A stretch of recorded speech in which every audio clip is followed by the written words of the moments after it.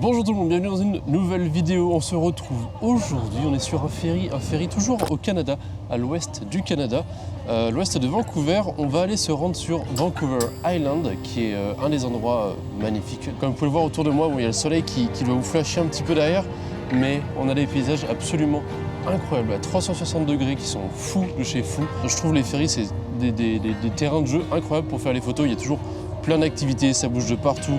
La lumière change aussi tout le temps.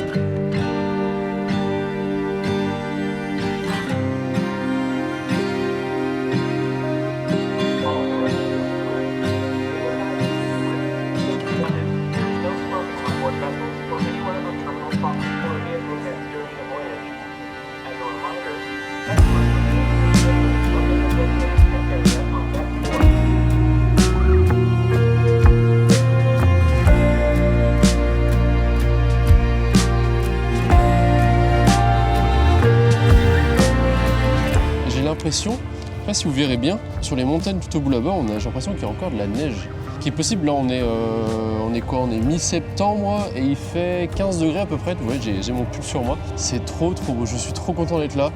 Je sais pas si on aura l'occasion de voir aussi des animaux dans l'eau un peu partout, mais c'est magnifique de partout, c'est trop bien. Et Gloria fait que de rigoler parce qu'elle voit ce que je vois et je suis tout le temps impressionné par tout ce que je vois autour de moi, mais pour de bonnes raisons. C'est quand même assez stylé, je vous cache pas.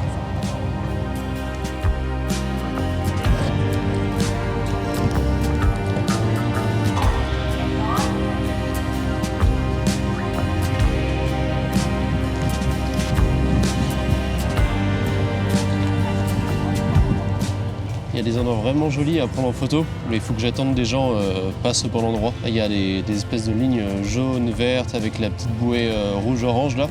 Il y a plein de petites couleurs qui sautent aux yeux. Il faudrait juste qu'il y ait une silhouette ou une ombre qui passe pour que je puisse avoir quelque chose d'un petit peu plus organique, qui catche un petit peu l'œil. Parce que c'est que des trucs rectilignes, donc il suffit qu'il y ait juste une petite silhouette ou un truc comme ça et ça pourrait bien aller. Il y a une personne qui passait, c'était parfait. Et j'ai oublié d'enlever le cache. On va attendre un petit peu.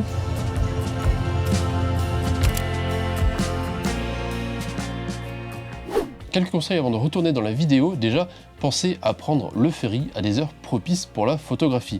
Par là, je veux dire très tôt dans la matinée ou le soir quand le coucher de soleil arrive. Le mieux, ce que je peux vous conseiller, c'est quand même de venir le matin. C'est souvent des heures où on n'a pas forcément l'habitude de se réveiller et ensuite de profiter de la journée qui arrive une fois qu'on est arrivé à bon port. Donc levez-vous tôt et allez prendre ces photos avec des lumières directrices qui passent à travers la fenêtre du ferry. Vous allez voir, vous allez que pouvoir sortir du positif de vos photos. Ensuite, si vous voulez vous assurer des sujets nets, pensez bien à avoir une vitesse d'obturation d'à peu près 1/250e. Si vous allez en dessous, il peut y avoir des moments où le ferry bouge, vibre, qui vont vous donner des photos plus ou moins floues. Surtout que vous avez beaucoup d'activités, des gens qui bougent un petit peu partout. Donc si vous voulez vous assurer du net, pensez bien à rester environ à 1/250e ou plus. Néanmoins, n'hésitez pas à aller plus bas aussi pour créer. Ça peut être un moyen d'être un petit peu plus créatif, par exemple en gardant l'appareil fixé au ferry qui lui ne va pas bouger et avec tout le reste de l'environnement, avec les personnes sur le ferry qui vont bouger, avec une pause très lente, vous allez pouvoir avoir des effets plutôt cool. Donc à vous de voir en fonction de ce que vous préférez, mais vu que ça bouge beaucoup, pensez bien à rester avec une vitesse d'obturation un minimum rapide.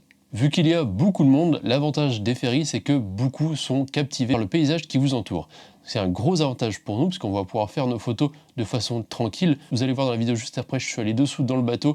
J'avais ma caméra qui enregistrait en plein sur tout le monde, sur toutes les banquettes, et personne ne me calculait. Je pouvais faire une petite photo tranquille, c'était un petit plaisir. Donc si vous avez aussi un écran inclinable ou alors une visée poitrine directement sur votre appareil, ça va grandement vous faciliter la vie. C'est une règle que vous pouvez appliquer un petit peu partout et encore plus dans un environnement actif comme un ferry où vous avez beaucoup de personnes qui vont et viennent à regarder autour de vous. Ensuite, on est dans un ferry, vous avez souvent différents étages. Profitez de cette verticalité des escaliers qui vous sont offerts pour travailler vos compositions. Il y a une photo entre autres que j'ai faite que vous allez voir juste après où il y a différents plans avec 2 personnes en haut et 2 personnes en bas. Ça permet de créer comme ça des différents niveaux de lecture et c'est assez cool à mettre en avant. Donc en plus de ça, les ferries sont souvent plein de couleurs, que ce soit avec les habits des gens ou toute la sécurité qui est autour, avec des espèces de taches jaunes, rouges, vertes, bleues, du blanc aussi éclatant. Avec tout ça, normalement, vous devriez avoir pas trop de problèmes pour pouvoir composer des photos originales. Donc j'ai envie de dire qu'une chose, à vous de jouer.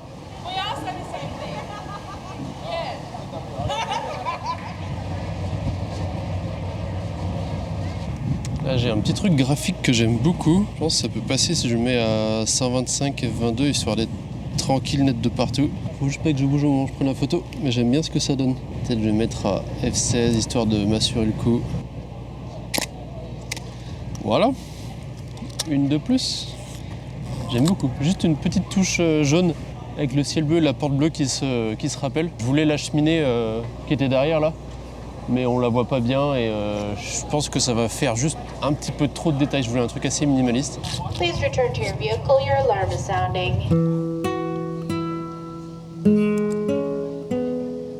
L'ombre avec les sièges là et le lot qui est derrière. Incroyable.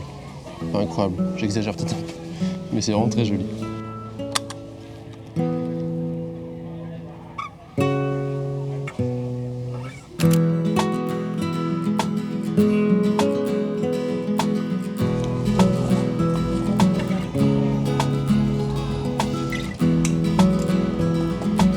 Let's go. Quelqu'un qui lisait son journal, c'était très joli. Et il a disparu. Donc quoi, faut pas louper les occasions dès qu'on en voit. Mais là, c'est pour ça que je suis allé dehors pour changer l'objectif. Et c'était trop tard.